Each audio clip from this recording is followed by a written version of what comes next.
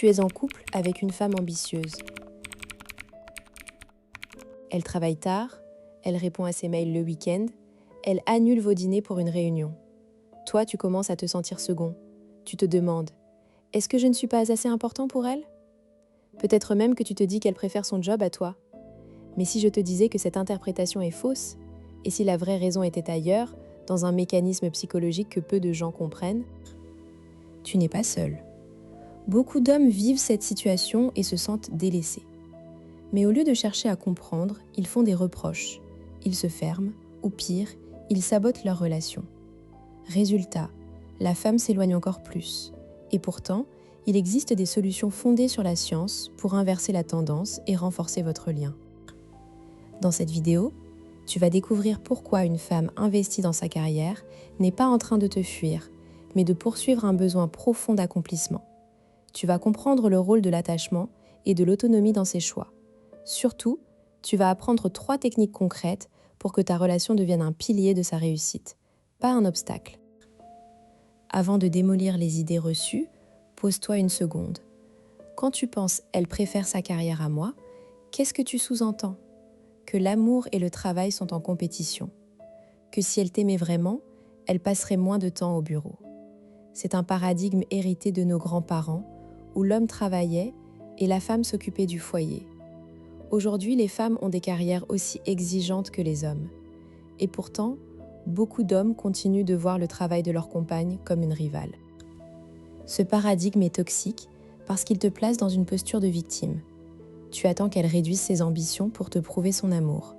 Mais en agissant ainsi, tu lui demandes de choisir entre 2 parties d'elle-même. Ça ne marche jamais. Au contraire, ça crée un conflit intérieur chez elle, un sentiment de culpabilité et à terme, du ressentiment. La science montre que les femmes qui réussissent professionnellement ont un besoin d'autonomie et de réalisation aussi fort que les hommes. Le nier, c'est nier une partie de son identité. L'erreur que tu fais, c'est de confondre priorisation et préférence. Quand elle choisit de travailler sur un projet important, elle ne choisit pas contre toi. Elle choisit pour elle. Et toi, tu interprètes ça comme un rejet.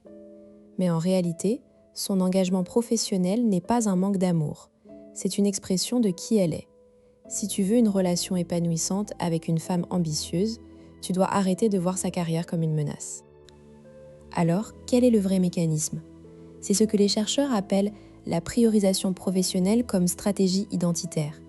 Vaillant, dans ses études longitudinales sur le développement adulte, a montré que les personnes qui intègrent leur travail dans leur identité ont une meilleure santé mentale et plus de résilience. Pour une femme ambitieuse, son métier n'est pas juste un gagne-pain. C'est une source de sens, d'estime de soi, d'épanouissement. Quand elle travaille dur, elle ne fuit pas la relation. Elle construit la personne qu'elle veut être. Et crois-moi, la personne qu'elle devient est aussi celle qui partagera sa vie avec toi. Ce qu'il faut comprendre, c'est que l'attachement amoureux et l'autonomie professionnelle ne sont pas antinomiques. Bowlby a montré que la base de sécurité, le sentiment d'être soutenu inconditionnellement, est essentiel pour explorer le monde.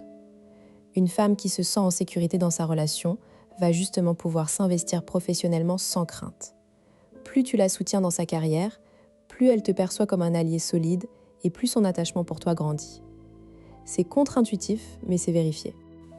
Prenons un cas concret. Ma compagne, Elena, 32 ans, est directrice commerciale dans une start-up en pleine croissance. Elle part à 7h30, rentre après 20h et souvent elle travaille encore le soir. Moi, je me suis sentie négligée. Je lui ai dit « Tu préfères ton boulot à moi ?» Elle a pleuré. Elle m'a dit que non, mais rien n'a changé. Je suis devenue distant. Je lui faisais des réflexions passives-agressives. Un jour, elle a pété un câble. « Maxime, je n'en peux plus. Tu me demandes de choisir entre toi et mon travail. Mais mon travail, c'est une partie de moi. Si tu n'acceptes pas, on ne pourra pas continuer. » J'étais sous le choc. Je pensais sincèrement que c'était elle qui avait un problème. Mais en discutant avec un ami psychologue, j'ai compris que c'était moi qui voyais sa carrière comme une rivale au lieu d'un atout. J'ai changé d'approche. J'ai commencé à m'intéresser à son travail. Je lui demandais comment s'était passée sa journée, sans jugement. Je lui proposais de l'aide pour préparer des présentations. Je l'encourageais à saisir des opportunités. même si ça signifiait moins de temps pour nous. Et devine quoi? Elle s'est sentie comprise. Elle s'est ouverte. Elle a commencé à me parler de ses projets, de ses doutes. Notre relation s'est transformée. Maintenant, on a un rituel. Le dimanche soir, on planifie la semaine ensemble. On regarde nos agendas, on identifie les moments où on peut être vraiment ensemble. On a même créé des dates inratables. 2 soirs par semaine, quoi qu'il arrive, on les passe ensemble sans téléphone. Sa carrière a explosé, elle a eu une promotion et notre relation est plus solide que jamais. La clé, ça a été de passer d'une posture de rival à une posture de partenaire. Comment tu peux appliquer ça dans ta vie? D'abord, change ton interprétation. Quand elle te dit qu'elle doit travailler tard, au lieu de penser « elle me délaisse », pense « elle construit quelque chose d'important pour elle ». Ensuite, observe ses signaux.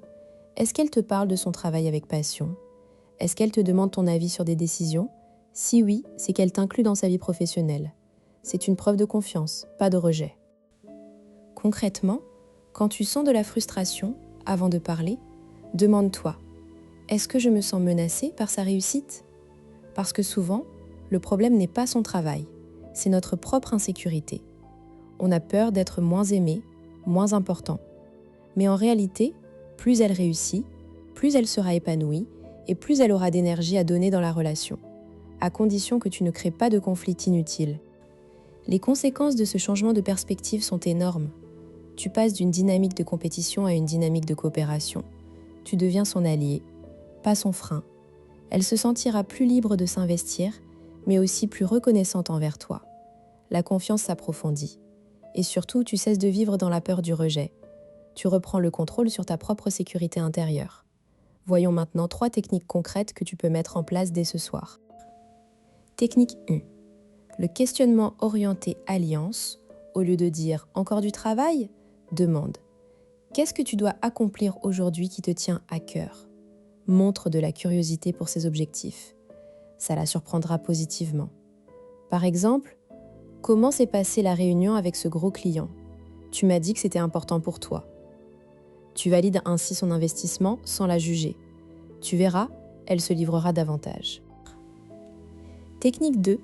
Instaurer un rituel de débrief de carrière. Une fois par semaine, prenez 20 minutes pour discuter de vos vies professionnelles respectives. Pas de téléphone, pas de distraction. Chacun parle de ses réussites, de ses défis, de ce qu'il a appris. Ça crée une intimité particulière et ça montre que tu considères son travail comme un sujet sérieux et passionnant. Tu peux commencer par « J'aimerais qu'on ait un moment pour parler de nos boulots comme des partenaires. Ça te dit ?» Technique 3. Célébrer ses victoires professionnelles, même les petites. Elle a signé un contrat, félicite-la avec enthousiasme. Elle a eu une bonne idée en réunion, dis-lui que tu es fier d'elle. Cette reconnaissance est cruciale. Fisher a montré que la reconnaissance active renforce le système de récompense et l'attachement. Plus tu célèbres sa réussite, plus elle t'associe à ses émotions positives. Un simple « je suis trop content pour toi, tu mérites cette réussite » peut tout changer. Tu vas peut-être me dire « mais si je fais tout ça, elle va encore plus s'investir dans son travail et je vais la voir encore moins. » C'est une crainte légitime, mais c'est faux. Quand elle se sent soutenue, elle n'a pas besoin de se défendre ou de justifier son temps. Au contraire, elle aura plus d'énergie et d'envie de partager du temps de qualité avec toi. Le temps passé ensemble deviendra plus intense et plus précieux. Et si elle s'investit trop, le rituel de débrief te permettra de le voir et d'en parler calmement. Autre objection, mais je ne suis pas son coach, je veux juste être son amoureux. Tu as raison, tu n'es pas son coach.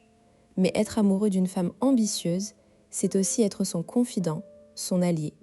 Tu ne perds pas ta masculinité en la soutenant, tu gagnes en maturité relationnelle. Les études montrent que les couples les plus solides sont ceux où les 2 partenaires se soutiennent mutuellement dans leurs aspirations. Pour finir, souviens-toi de Maxime et Elena. Ce qui a sauvé leur couple, ce n'est pas qu'elle ait réduit ses heures de travail, c'est que lui a changé son regard sur sa carrière. Il a arrêté de la voir comme une rivale et a choisi d'être son partenaire de vie dans tous les domaines. Toi aussi, tu as ce pouvoir. Ne laisse pas ton insécurité gâcher une belle histoire. Ta place n'est pas en compétition avec son travail, mais à ses côtés comme son plus grand supporter. Si cette vidéo t'a aidé à y voir plus clair, tu sais quoi faire. Like, commente et abonne-toi pour ne rien rater. Et toi, est-ce que tu as déjà vécu cette situation? Dis-moi en commentaire comment tu as géré. Je te réponds.